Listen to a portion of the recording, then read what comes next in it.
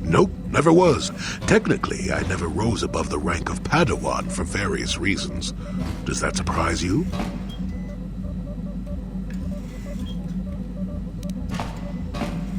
In my case, becoming a Jedi would have been a formality. I doubt the Order and I would have gotten along well, considering my opinions on things such as love. Love causes pain, certainly. Inevitably, love is going to lead to as much sorrow and regret as it does joy. I suppose there are perfect eternal loves out there, but I haven't seen any. And how do you deal with the bad part of love is what determines your character. What determines the dark side's hold over you.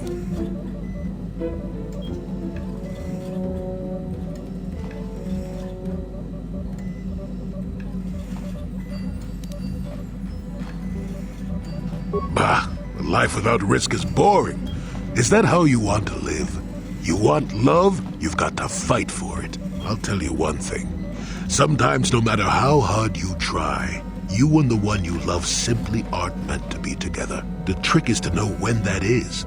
To know when it's time to fight and when it's time to part ways. There I go, waxing philosophical again. Somebody blast me already. Let's get going before I start talking in riddles, damn it.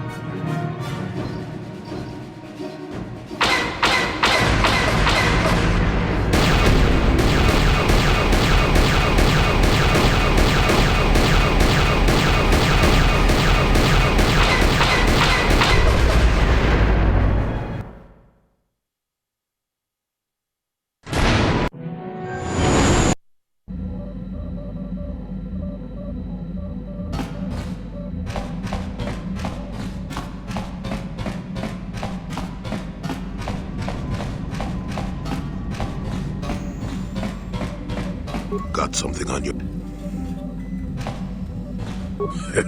Who said I left the Jedi?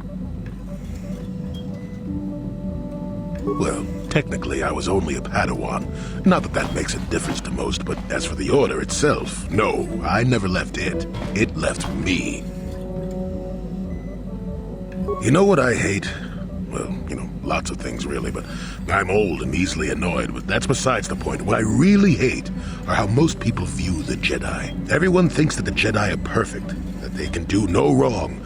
They think the Jedi Council is completely incapable of injustice.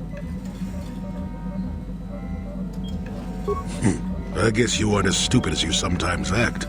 No doubt you've been on the receiving end of Jedi justice at least once, eh? And I'm not even talking about how some of us fall to the dark side. No, that's plenty indication of our fallibility, but it's something else entirely. No, I'm talking about how more than often not, your average robe-wearing Jedi can try to do the right thing and still be completely wrong.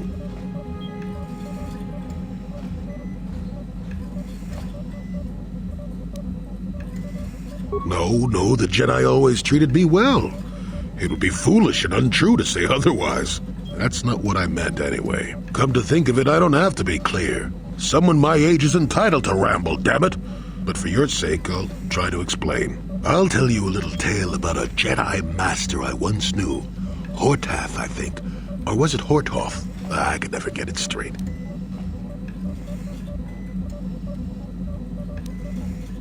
Where was I then? Oh yes, Master Hortath.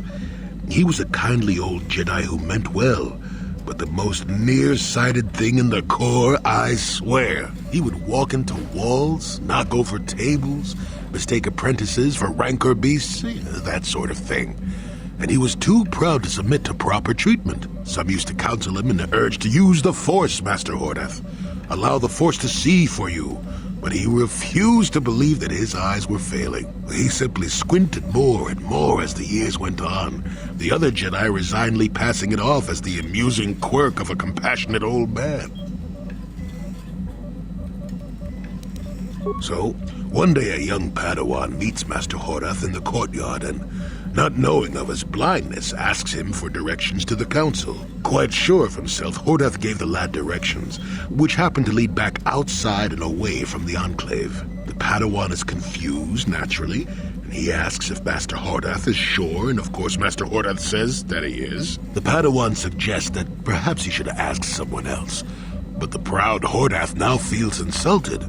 He tells the Padawan to take the route he prescribed and no other. Rather dejectedly, the Padawan did as he was told, and so ended up leaving the Jedi Order forever. It was decided that the boy's fate was to leave the Order anyway, though whether that was out of respect for Hortath or because the boy went on to something else, well, we'll never know.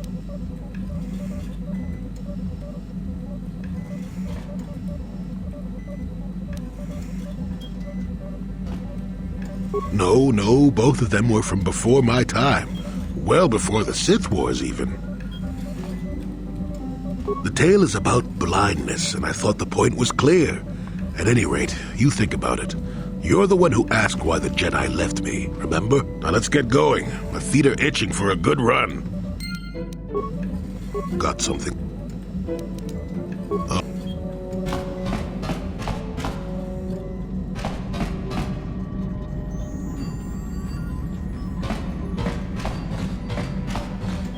Got something.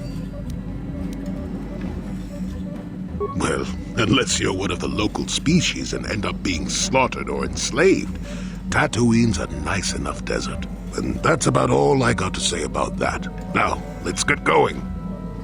Oh, I get it.